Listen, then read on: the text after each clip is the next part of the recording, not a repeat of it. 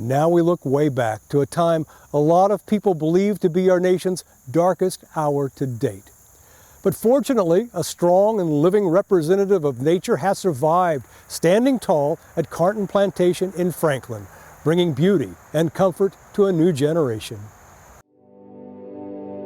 When people come, they always ask, what's that giant tree in the garden? It is a male variety of the Osage orange tree. It's 8 feet in diameter, which is really incredible. I mean, straight across the tree, and it's over 90 feet tall. The family that lived here, the McGavics, also lived in Nashville. So the man who built the house, Randall McGavick, he was mayor of Nashville for a term as well. This is kind of his retirement home. It was about 1,400 acres at its height. The largest number of slaves here were 44. The McGavick family built the house about 1815. That was the original house, which was destroyed by a tornado in 1909. We know that Carnton, the main house that people can tour today, was built right about 1826, and there was a garden in the front yard. Years later, by early to mid 1840s, we know that the garden is moved from the front to the side where we see it recreated today. And so this tree predates that a little bit, so it was likely here already, and it's possible they actually built part of the garden around this tree as a beautiful specimen tree. We've had different arborists come out and take a look and measure, try to do the height, the circumference, you name it. They've been out here with the tape measures trying to get it, and so they estimate over 200 years old.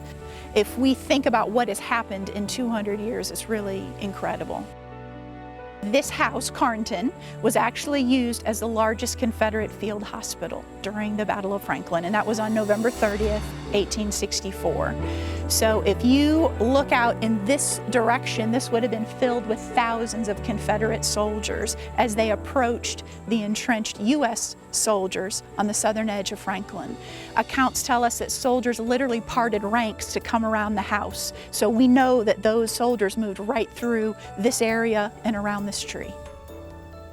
When people come, guests come, they ask about it, and you often get some questions. Is that the one that has the green knobby fruit? All right, and so that's true. That's the female of the variety, and so they produce those fruits, which we have several of those on the property as well.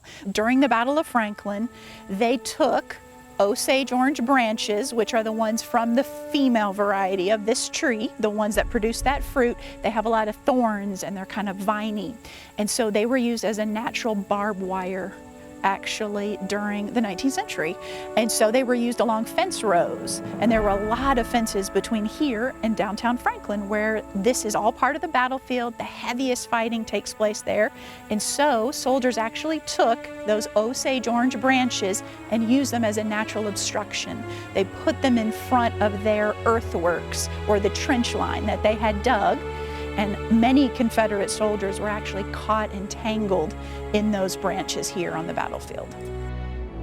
So we do partner with an arborist to have him come out, take a look at the tree. I actually had a groundhog that was living under it about a month ago. I had to have him trapped in because I couldn't have him disturbing the root system. I didn't want to run the risk of that. One groundhog isn't going to necessarily bring down a tree of this size, but I didn't want that to lead to anything else. It's a great spot for guests to come. As you saw when you came up, tourists love to see it. It's very different, it's very special, and it's a great view. It's a great view looking at the house from the tree, for sure.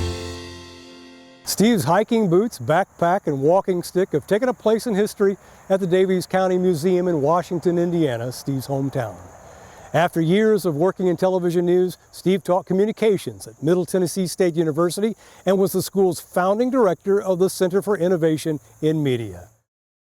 Tennessee's Wild Side has been a presentation of the Jackson Foundation in association with Rockwater TV.